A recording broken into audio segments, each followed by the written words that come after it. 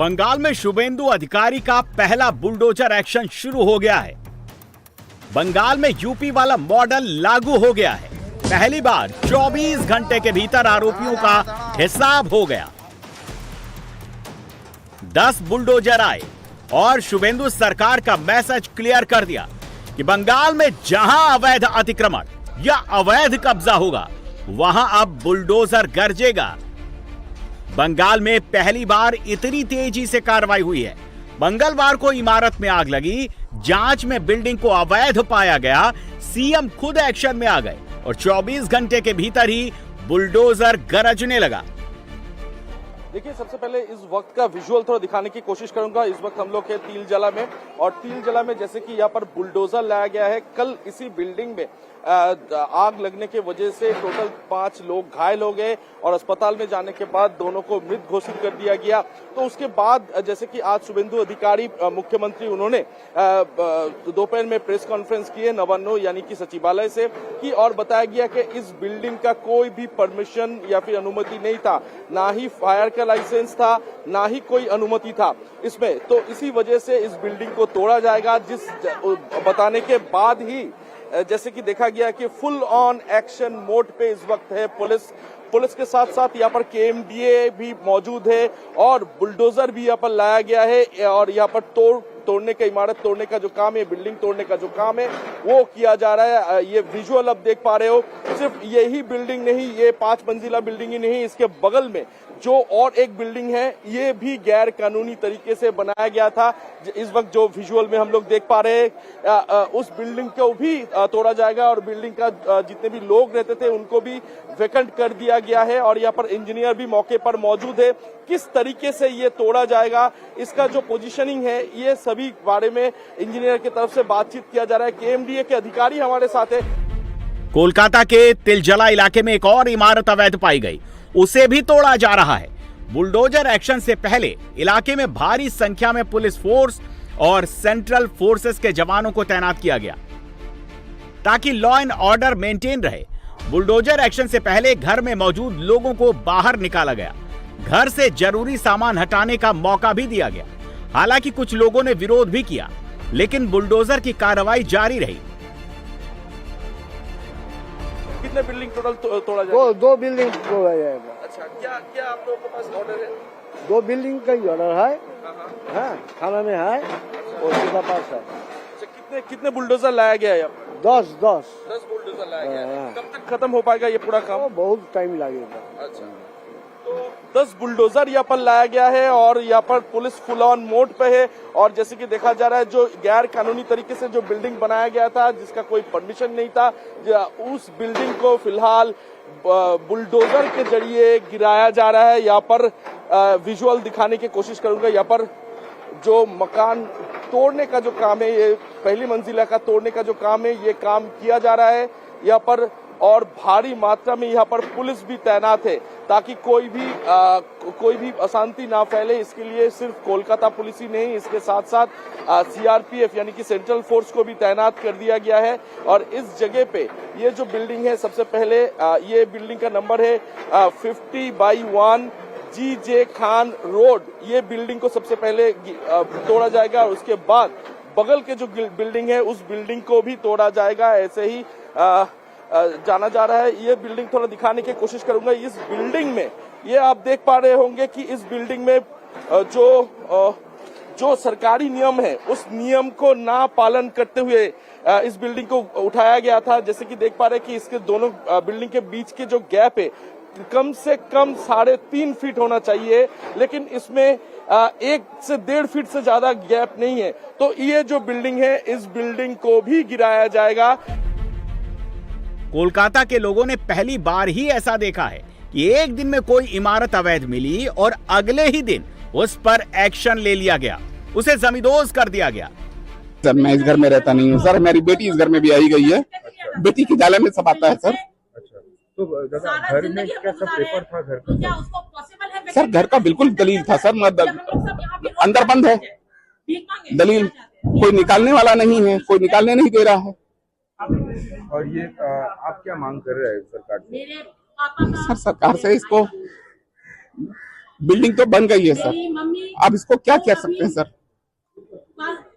बोल रहे सरकार बोले बिल्डिंग इलीगल है। सर यहाँ से अब हम क्या बोले सर, हम नहीं बोल सकते सर। जो भी हो रहा है ये एकदम कंप्लीट इनजस्टिस है।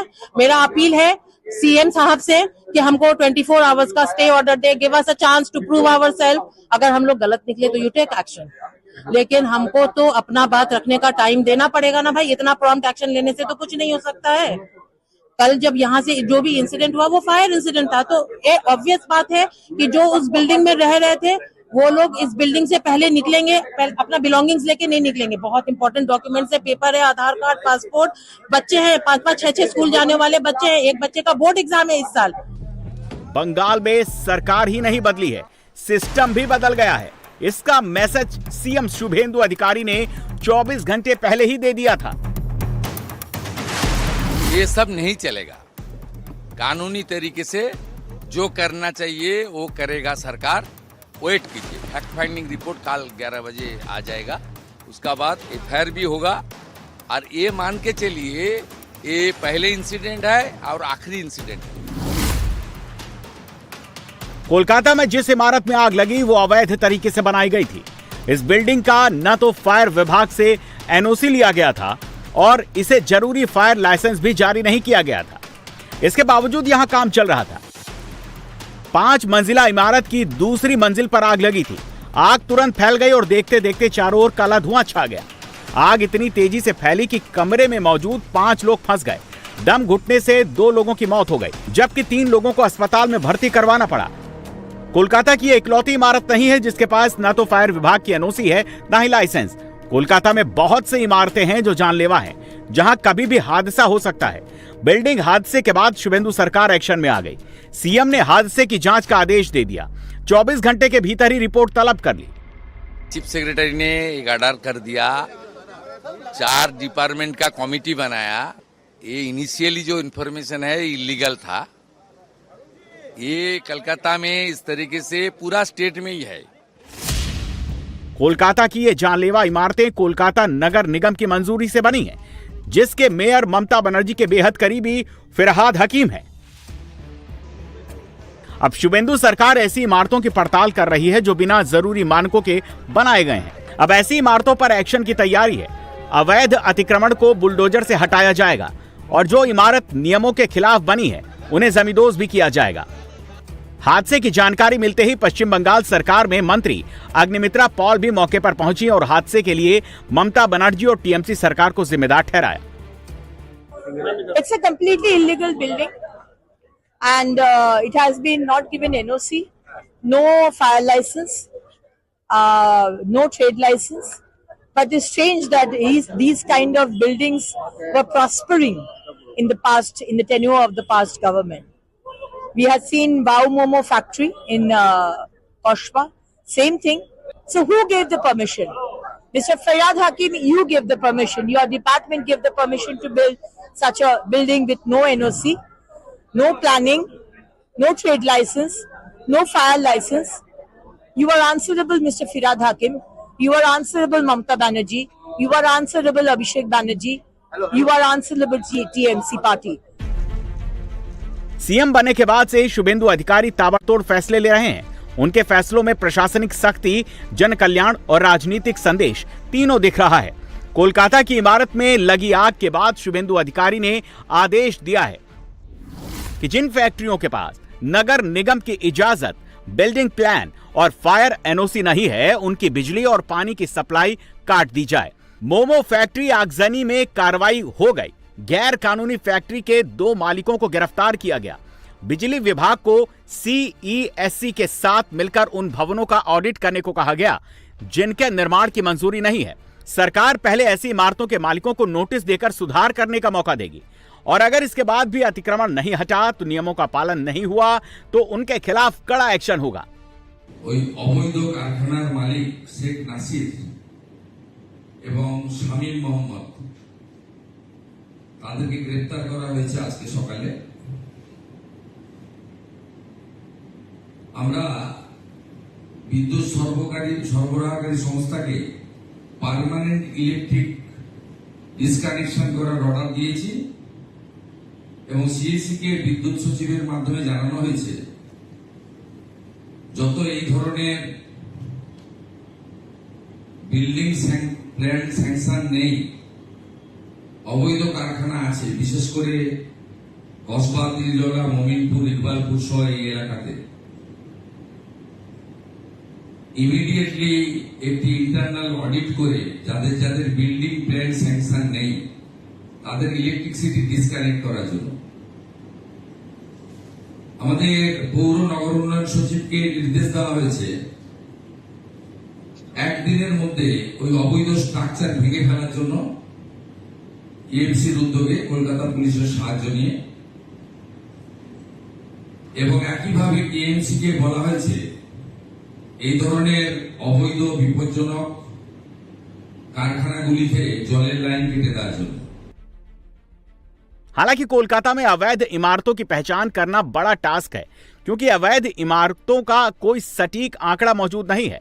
कोलकाता के मेयर फिरहाद हकीम के मुताबिक पिछले कुछ साल में 700 से अधिक इमारतों को फाइन लगाकर नियमित किया गया, जिन पर अतिक्रमण का आरोप था। कोलकाता में 850 से अधिक बिल्डिंग के कुछ हिस्सों को गिराया गया।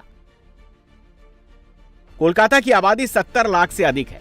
ऐसे में सिर्फ 1550 इमारतों पर एक्शन नाकाफी है, और कोलकाता म्युनिसिपल कॉरपोरेशन ने यह भी कदम हाई कोर्ट और सुप्रीम कोर्ट के आदेश के बाद उठाया है। यही वजह है कि कोलकाता में कुछ सालों में कई बड़े हादसे हो चुके हैं। 2026 में कोलकाता के तिलजाला इलाके में 5 मंजिला इमारत में आग लगी थी, 2 लोगों की मौत हो गई थी। 2025 में बाघा जतिन जैक लिफ्टिंग हादसा हुआ, 4 मंजिला इमारत जमींदोज हो गई। 2024 में गार्डन रीच निर्माणाधीन इमारत हादसा हुआ, 8 लोगों को जान गंवानी पड़ी, 15 लोग घायल हो गए।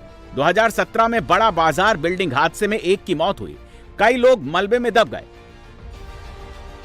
इन सभी हादसों में एक बात कॉमन थी, या तो इमारत बेहद जर्जर थी या तो फिर बिना मानकों के इसे तैयार किया गया था। लेकिन अब बंगाल में ये नहीं चलेगा।